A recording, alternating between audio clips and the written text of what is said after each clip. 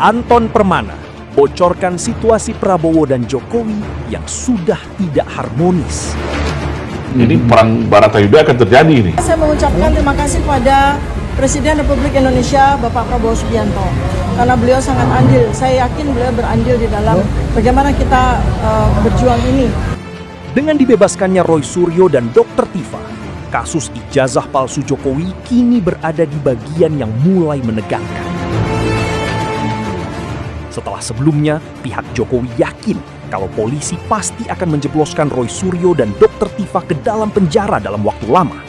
Tiba-tiba, Roy Suryo dan Dr. Tifa bebas karena mendapat penangguhan penahanan.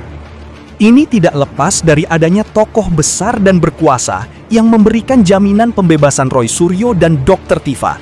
Kami mohon juga untuk orang kuat yang ada di belakang Roy Suryo untuk segera mengangkat Pak Roy menjadi menterinya. Biar kita tampakkan sekaligus. Jokowi pun marah kepada Prabowo yang membiarkan Roy Suryo dan Dr. Tifa bebas. Doktor Ilmu Pemerintahan Anton Permana pun menilai kalau saat ini hubungan Prabowo dan Jokowi sudah tidak harmonis.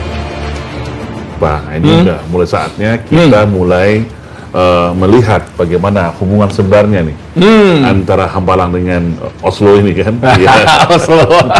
Jadi menurut saya, kalau dalam bahasa politiknya itu adalah ini mungkin bulan madu Prabowo dengan Jokowi ini sudah selesai. Berakhir. Oke. Bagaimanapun mereka menutupi, ya kita lihat sebenarnya walaupun mereka satu ranjang, tapi beda mimpi. Beda mimpi. Tanda-tanda ini sudah kita lihat. Malah sebelum Prabowo ini dilantik. Nah, sebelum dilantik makanya kita dapat informasi dalam penempatan kabinet segala macam. Tapi ya ketika itu nama seorang Prabowo, seorang gentleman kesatria, belum punya kekuasaan dan dia tahu diri. Andil seorang Jokowi untuk menjadikan seorang presiden cukup besar dan sangat besar. Ya, otomatis dia belum bisa melakukan perlawanan ketika itu. Nah, tapi lambat laun ya namanya orang berkuasa itu kan beda, Bang. Setelah kekuasaan di tangan.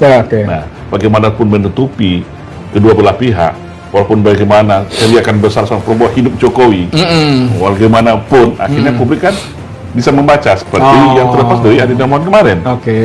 Ya, menyatakan betapa kecewaan karena ini pukulan telak dan tamparan kiri kanan menurut saya. Kanan kiri. Kiri kanan pertama ya otomatis dia tidak bisa menahan, berarti memang kendali geng Oslo terhadap kasus ini ya kalau sebelumnya kita lihat di Polri begitu kuat mendesain dengan boleh kita bilang ini kriminalisasi. Betul. Ya. Nah, yang kedua ini juga akan tanda warning bahaya nih, alarm. Kalau ini lanjut di persidangan ya kita di babak belur nih nanti. Saya jamin. Mohon maaf lah, saya sangat sepakat dengan Roy Suryo. Dugaan ijazah palsu itu masyarakat Indonesia sudah memvonis duluan. Memang ada masalah dengan Jokowi. Nah, ini akan ditelanjangi di depan publik melalui persidangan. Nah, ini kan tamparan, makanya saya bilang ini tamparan dua kali nih terhadap pihaknya geng Oslo.